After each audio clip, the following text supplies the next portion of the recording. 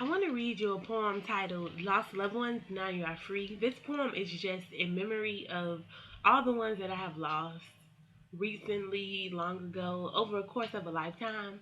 They'll never be forgotten and they'll always be in my heart.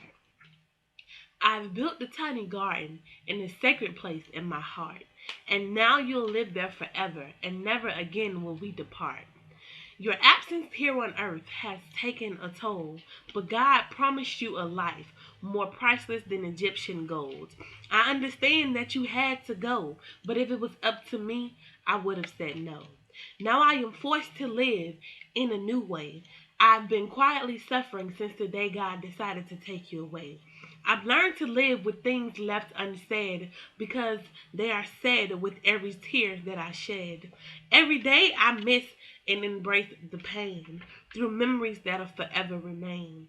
I'm sure you see how much you were loved with every thought, prayer, and cry to God above. My heart is filled with undying love. You are our unforgotten angel in heaven above. If I would have known you'd be gone so soon, for additional memories I would have made room. To laugh, to talk, to just spend time. But now God has rewarded you well done and stamped you with grace and labeled you mine. So soar, my angel. The sky is now the limit. It's a much more beautiful place now with you in it. Now, an angel with graceful wings, you have taught the family so many things. You brought joy to my life and happiness to my heart. If only I had known God's plan, what would unfold from the start. Maybe then I would have held you a little longer and prayed to God to make me a little bit stronger. You are now a permanent piece of my heart, and now our souls will never depart. And when you look down with smiles from God's heaven above, I hope that you know in your heart you were truly and deeply loved. My best advice that I can give to you if you're going through something at which you just lost somebody, just remember that God does everything for a reason. And to be absent from the body is to be present with Christ. And like it says in Luke 23:43, and he said to them, truly I say to you, today you will be with me in paradise. They are no longer here with us, but they'll forever be in our minds, our hearts, and even our souls. And sometimes the hardest thing to do is to let go of a loved one, but God knows best. With with people being taken away from me, I learned so much. I learned to be stronger. I learned how to deal with pain. I learned how to channel my energy into something positive, like poetry and YouTube videos. And I've learned to wear a smile no matter how bad it hurts because God knows best. And with saying that God knows best, you just have to remember that He is God above your situation.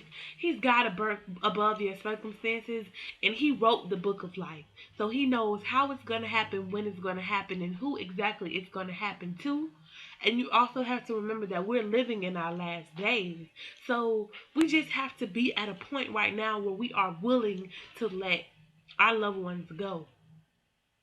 So just just stay prayerful. Just remember that God sees you, He hears you, and yes, He understands. And the reason why He is taking you through this because He is preparing you for Himself. So when it's your turn, you can get a job well done because it says in heaven the streets are made of gold. It's the land overflowing with milk and honey. So we think that here on earth is the life, but actually heaven is far more beautiful. It has so much more to offer. So just I pray that we'll be ready when God calls our name and when the rapture comes because it's a sad thing when one of your loved ones are raptured away and you're left here.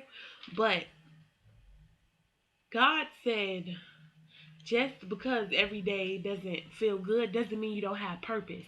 So the fact that you're still waking up means you have something to fulfill on this earth, here today in these times. But those who have been taken away, they've fulfilled their purpose. They made someone smile. They made someone a better person. They loved enough. They gave enough. So just Love enough, give your all, dedicate yourself to what you want to do, because you never know when it's gonna be your day. Live in such a way that if somebody spoke bad about you, no one would believe it. And be ready, because we all have judgment day comes to all of us, the believers, the non-believers, those who believe in another god or religion. We all have some type of judgment day, and God is coming back. He's coming to his second coming, if that makes sense. Yeah, he's coming to his second coming, and we must be ready. So my best advice again that I can give to you is to just be ready.